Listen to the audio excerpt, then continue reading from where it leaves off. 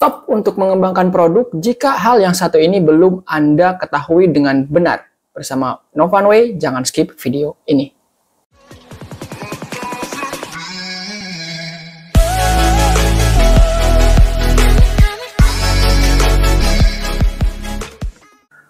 Mengembangkan atau menciptakan produk memang bukan hal yang mudah. Ya, bagi siapapun itu, termasuk bagi seseorang yang sudah lama di dalam dunia bisnis, tetap saja menciptakan produk baru ya dengan melakukan inovasi-inovasi itu hal yang tidak mudah untuk dilakukan.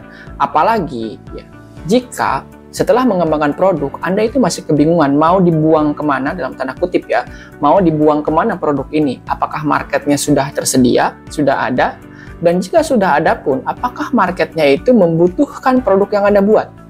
Ya, itu big question yang harus Anda jawab sebelum Anda sebetulnya ya menciptakan atau mengembangkan produk. Jadi pada dasarnya adalah mengembangkan produk itu saat ini ya dengan teknologi yang canggih itu hampir tidak ada produk yang tidak bisa dibuat. Tapi masalahnya adalah ketika itu sudah berhasil dibuat, bagaimana cara kita untuk menjual produk itu? Ya, apakah sudah ada yang mau menerima produk kita atau belum? Nah, itu adalah masalah. Makanya ya di kebanyakan dunia bisnis ya ini ada dunia yang hitam ya, ada dunia yang putih ya. Saya sampaikan atau saya katakan dan saya memilih istilah itu ya untuk membedakan cara orang untuk meng-create market ya, karena ini ada caranya tersendiri. Kenapa? Karena tidak mungkin orang membuat produk, apalagi perusahaan-perusahaan raksasa. Tidak mungkin mereka membuat produk ya tanpa mengetahui pasar mana yang akan mereka ambil. Oke, saya sekarang akan menyampaikan ya story tentang bagaimana cara hitam dan cara putih yang dilakukan oleh orang lain untuk meng-create market. Ya, misalkan sederhananya adalah ada satu pertanyaan, kenapa ada orang yang menimbun barang? Ya, kenapa ada orang yang menimbun barang? Maksudnya menimbun itu adalah membeli barang dalam jumlah banyak, kemudian mereka simpan ya, sekian lama sehingga terjadi kelangkaan di pasar. Orang akan mencari kemudian barang tersebut, biasanya beredar dengan mudahnya di pasar, di masyarakat, tapi kok tiba-tiba hilang, misalkan minyak goreng gitu ya. Di suatu waktu ya, karena itu merupakan sebuah kebutuhan, orang akhirnya mencari. Ketika mencari, barang tidak ada. Ya. Dan ketika barang tidak ada, artinya kebutuhan orang itu semakin meningkat. Ya. Urgensi dari si minyak goreng tadi itu, dari yang sekedar mungkin orang mengiranya karena itu biasanya beredar dengan sangat mudah, dan sekarang tidak ada, ya bagaimana cara mereka untuk memasak dan lain-lain, itu kan menjadi sebuah kesulitan tersendiri. Nah, disitulah kemudian para penimbun itu, ya di satu waktu yang mencari momen yang tepat itu, kemudian melepas barangnya dengan harga yang sangat tinggi. Kenapa? Karena pasarnya sudah terbentuk nih, orang pasti beli. Orang pasti beli barang yang mereka timbun. Nah, ini adalah cara-cara hitam, cara-cara gelap yang dilakukan oleh orang lain untuk apa? Untuk meng-create market. Ya, karena kenapa? Ya, yang awalnya itu marketnya itu biasa-biasa aja sebetulnya. Ya, orang jualan minyak goreng, orang jualan sembako misalkan ya, dengan harga yang biasa-biasa saja. Iya kan? Tapi ada sebagian orang yang menginginkan keuntungan yang lebih. Kemudian mereka melakukan cara-cara yang tadi saya sampaikan, meng-create market dengan cara-cara hitam. Ya, mereka menimbun barang, disimpan berapa lama, sekian bulan, sehingga barang di market itu ya, di masyarakat itu menjadi sedikit. Ya, sistem hukum ekonomi berlaku. Ya, di mana ada banyak sekali kebutuhan, maka harga bisa akan naik. Ya, demand-nya semakin tinggi, maka harga naik. Nah, disitulah kemudian para penimbun itu mengambil keuntungan. Ini adalah cara-cara hitam yang banyak dilakukan oleh orang lain ya untuk meng-create market sehingga bisa men-generate revenue atau pendapatan mereka dengan sangat signifikan. Tapi ya cara ini jangan dilakukan lah. Ya, kita itu bisnis untuk cari berkahnya ya, cari banyaknya dan juga cari berkahnya. Jangan cuma cari banyaknya saja tapi tidak berkah.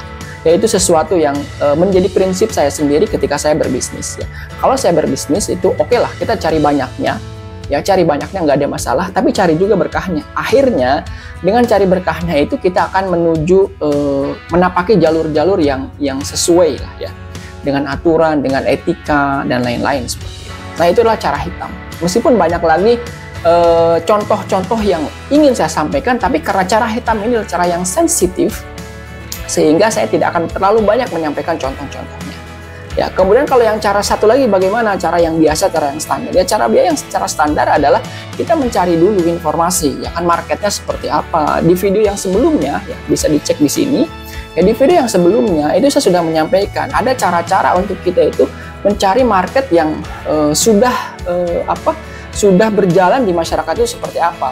Produk apa yang paling laris, ya kan? Produk apa yang paling banyak terjual, produk apa yang lagi trending, ya kan? Itu adalah sesuatu yang bisa kita cari. Meskipun sama-sama tidak mudah, tapi cara ini adalah cara yang biasa juga dilakukan oleh kebanyakan orang. Dan ini adalah cara yang standar dan cara ini adalah cara yang legal. Dibandingkan dengan cara yang tadi, tentu saya lebih memilih cara yang ini. Kalau cara yang tadi sudahlah, itu hanya contoh saja yang sebetulnya sering dilakukan oleh banyak orang juga. Tapi ya di video ini saya sangat tidak menyarankan dan sangat tidak merekomendasikan cara-cara yang pertama tadi. Ya, jadi lakukan adalah cara-cara yang kedua dengan apa? Dengan market research, ya, riset market, riset pasar. Jadi riset pasar ini nanti akan menentukan, misalkan Anda adalah seorang formulator kosmetik atau formulator obat herbal atau obat tradisional, apapun itulah pokoknya. Ya, mau formulator produk teknologi atau apapun itu ya silahkan. Ya. Tapi ya, sebelum Anda membuat produk, alangkah lebih baiknya Anda tahu dulu produk ini mau dijual kemana, marketnya harus jelas dulu. Ya, kalau marketnya sudah jelas, baru Anda bisa develop itu produk. Ya kan, supaya setelah produknya jadi, Anda itu pasti mengeluarkan modal untuk membuat produk itu. Setelah produknya jadi, kemudian Anda bisa jual dengan lebih mudah. Ya. Meskipun tidak menutup kemungkinan nanti misalkan marketnya masih menolak, ya, masih ada harus feedback negatif yang kita terima sehingga harus ada perbaikan produk, nggak ada masalah. Tapi marketnya sudah jelas, ya kan. Dibandingkan ya dengan kita mendorong produk kita, ya, dari dalam, ya seolah-olah produk ini adalah produk yang disukai oleh konsumen. Tapi ternyata kita tidak ada data valid yang bisa memverifikasi opini kita tadi atau hipotesis kita tadi itu. Ya, jadi ini ada istilahnya sebetulnya. Kalau yang saya sampaikan tadi mencari pangsa pasarnya terlebih dahulu, total marketnya, ada yang namanya, kalau di istilah marketing itu ada yang namanya total addressable market atau TAM, ya, kemudian ada serviceable obtainable market atau SOM, ya, ada SAM juga, serviceable available market. Itu ada, nantilah di lain kesempatan saya akan jelaskan itu. Jadi itu dulu dicari sehingga ketika Anda membuat produk itu Anda tidak akan kebingungan kemana kita harus jual produk ini. Nah, kebanyakan ya bagi pebisnis pemula ini dikesampingkan. Ya, merasa bahwa oh saya bisa bikin produk nih, ya kan. Setelah di PHK Anda kemudian punya modal ya 10-20 juta atau puluhan juta, ratusan juta gitu ya. Kemudian Anda habiskan modal itu untuk membuat produk. Seolah-olah bahwa nanti produk itu akan terjual dengan mudahnya kepada konsumen. Nyatanya tidak demikian. Nyatanya tidak demikian. Ini yang sering dilakukan oleh orang. Dan di video ini saya mewanti-wanti kepada teman-teman semua, kepada Anda semua, kepada sahabat saya semua, ya. Ketika Anda ingin membuat bisnis, lihat dulu marketnya seperti apa. Jadi ini adalah produk-produk yang kita buat adalah produk-produk yang market driven. Ya, produk-produk yang didorong dari market, yang dari pasar. Memang itu dibutuhkan oleh orang. Jangan sampai kita membuat produk yang tidak dibutuhkan oleh orang. Ini bahaya. Ya, sekali lagi saya ingatkan, jangan pernah membuat produk yang tidak dibutuhkan oleh konsumen. Karena kalau tidak dibutuhkan, itu tidak akan yang beli. Sehebat apapun ya produk kita, ya orang nggak butuh, ya orang nggak beli. Ya, untuk apa? Karena orang beli itu karena orang butuh. Produk apa coba yang ada di Indonesia, yang ada di dunia, yang dijual tapi orang nggak butuh. Ya kan, sekalipun itu misalkan oke lah kita ngomong produk yang sifatnya itu kebutuhan tersier, ya, bukan kebutuhan primer, bukan sekunder, tapi tersier. Jadi itu kebutuhan tersier itu saya kira sudah menjadi keinginan lah, ya kan. Katakan misalkan ada satu brand misalkan Harley Davidson, itu orang beli itu bukan karena butuh kok, karena ingin aja dan karena punya duit, ya kan.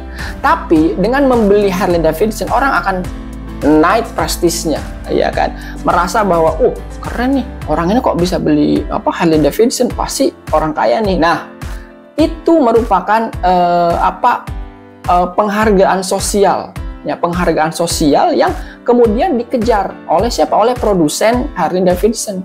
Ya, siapa sih Padahal kan sama-sama motor misalkan ya, sama-sama motor. Beli motor bebek juga bisa sebetulnya, tapi orang mengejar prestis itu sehingga orang ada yang beli dengan harga ya ratusan juta, miliaran misalkan seperti itu untuk satu kendaraan saja. Nah, makanya dari sini kemudian Anda harus melihat ya sisi mana yang akan Anda bidik, ya kan, yang menjadi target dari produk Anda itu siapa, harus itu dijelaskan terlebih dahulu sebelum Anda membuat produk. Ya, jadi jangan sampai, sekali lagi saya ulangi sebagai kesimpulan dan penutup dari video ini, jangan sampai Anda membuat produk tapi Anda tidak tahu kepada siapa produk ini dijual. Oke?